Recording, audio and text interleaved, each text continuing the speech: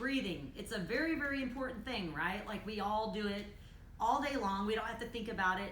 Our bodies just subconsciously go through the breathing cycle indefinitely for our entire life, okay? So one thing that's really nifty about this simple concept is the fact that if you are highly stressed out individual, or you're needing to put your body into a more relaxed state, you can utilize some deep breathing techniques to do just that.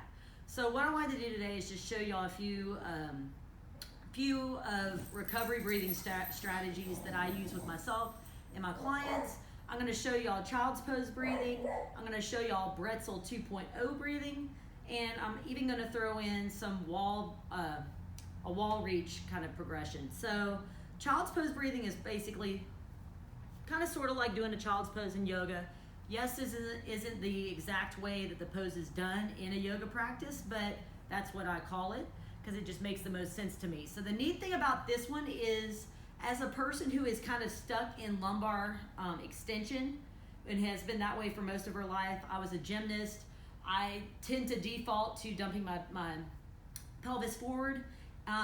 This child's pose kind of setup makes you tilt your pelvis backwards. So for me, it feels really, really good. With the deep breathing, you're able to kind of incorporate a little bit of movement through the pelvis just as a natural occurrence of the breathing cycle. So the pelvis will naturally tilt backwards when you inhale and then tilt forwards when you exhale. Okay, so what we want to do when we do any of these breathing strategies is you want to think about taking as big of a breath in as possible, and it's going to start from the belly and then travel upwards through the chest. So you're going to expand and then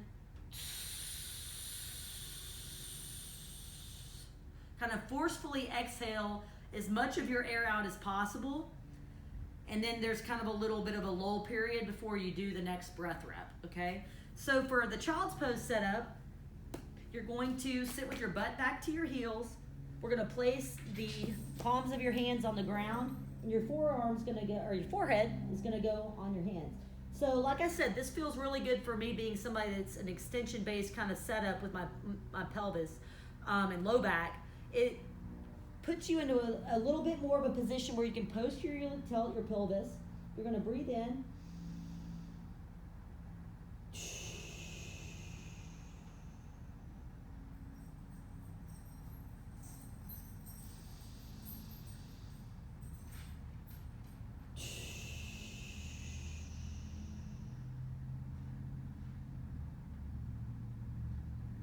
And that's basically it.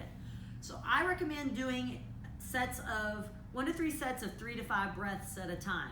I'll either stick with one variation or I'll do several. So the second variation I'm going to show is Brettzel 2.0. So essentially this comes from a mobility drill from Brett Jones of RKC fame and FMS fame. So the original Brettzel is a T-spine kind of mobility, actually total body kind of mobility drill.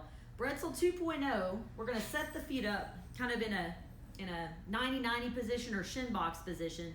So what I'm going to do here is I'm going to take, with keeping my shoulders back and chest up, leading with the chest, bring myself over this thigh, and just like the child's pose breathing, place the hands on the floor. Forehead goes on the hands.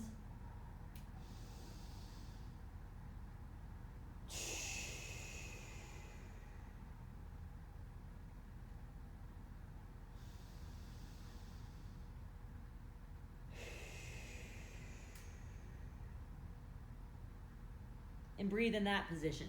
So the neat thing about the child's pose breathing, just to back it up a little bit, is that if you're somebody that has like tension in the lumbar spine or the spinal erectors, that region, it will kind of reduce that because it's going to promote lengthening of those tight tissues and muscles and surrounding structure and all that. The Brettzel 2.0, it gets a little bit more into this hip. So the side that we're in external rotation, you're going to get a lot of good stuff going on with reducing tone in these muscles as you reduce overall tone in the body with the relaxation kind of response with the breathing. So with this setup, I like to do 3 on a side, okay? Then the next variation is going to be the wall reach.